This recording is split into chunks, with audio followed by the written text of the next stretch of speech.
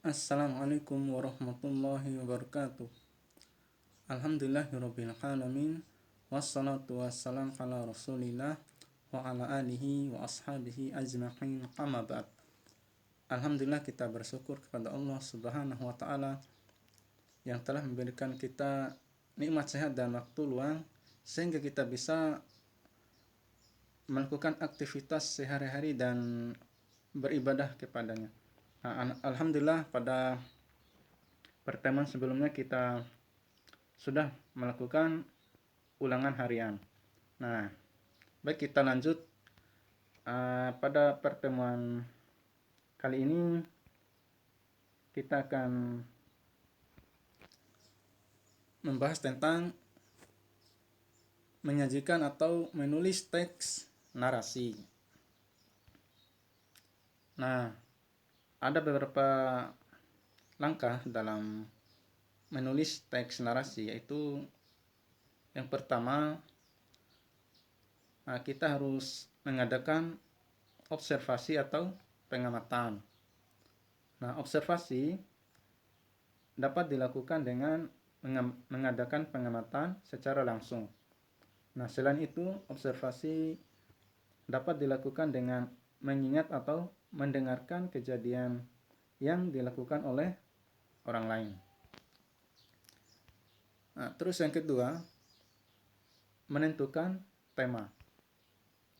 Nah, tema cerita sering disebut dengan ide cerita. Tema dapat kita tentukan dari hasil observasi yang telah dilakukan. Misalnya, kita mengangkat tema tentang kehidupan di pegunungan. Nah, yang ketiga, menentukan latar. Nah, seluruh hasil observasi yang telah dilakukan dapat digunakan untuk menciptakan latar. Nah, latar yang dibuat harus sesuai dengan tema yang ditentukan. Nah, kita juga harus ingat bahwa latar terdiri atas 3, yaitu ada latar tempat, latar waktu, dan latar suasana. Selanjutnya yaitu menentukan tokoh. Nah, kita dapat menciptakan tokoh dari orang-orang yang diceritakan oleh teman atau orang-orang yang mengalami peristiwa yang kita lihat. Kita juga dapat mengganti nama tokohnya. Nah, kita harus menentukan tokoh utama dalam cerita yang kita buat. Nah, jangan lupa menentukan watak dan bentuk fisik tokoh-tokoh yang kita tulis. Nah, tokoh itu adalah orang yang berperan dalam sebuah cerita. Nah, selanjutnya yaitu menciptakan konflik. Nah, apa itu konflik? Nah, konflik adalah pertentangan atau ketegangan dalam sebuah cerita. Konflik dapat mengangkat masalah yang terjadi dalam peristiwa yang diceritakan oleh teman atau masalah yang terjadi dalam peristiwa yang kita lihat. Misalnya, kita melihat peristiwa gerhana bulan. Kita dapat mengangkat peristiwa gerhana bulan dengan ditambah cerita menurut imajinasi kita. Selanjutnya yaitu menentukan sudut pandang.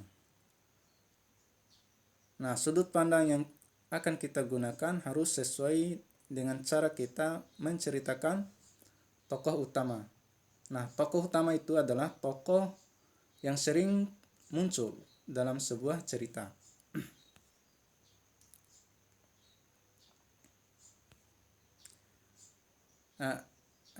Selanjutnya yaitu menentukan alur. Untuk mempermudah menuliskan ide ke dalam cerita, kita harus menentukan alur. Nah, kita dapat menggunakan alur maju, alur mundur, maupun campuran.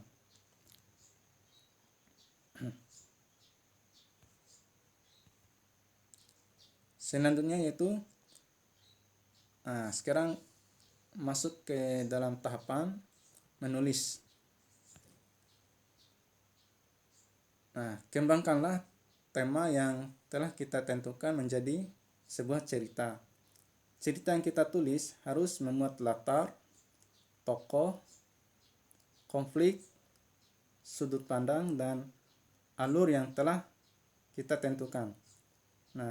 Gunakanlah kata-kata sederhana dan komunikatif. Perhatikan pula ejaan dan pilihan kata yang digunakan.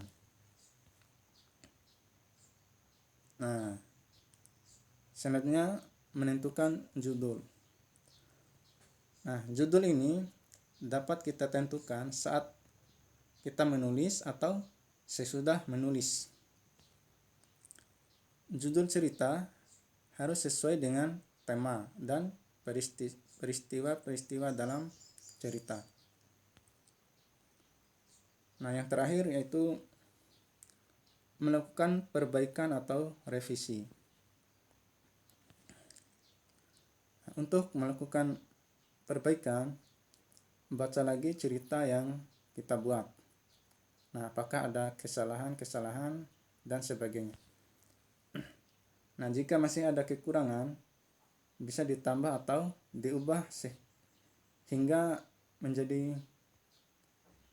cerita tadi betul-betul sempurna. Sekian materi singkat. Semoga antum semua bisa menulis dengan baik. Barakallahu fikum. Wassalamualaikum warahmatullahi wabarakatuh.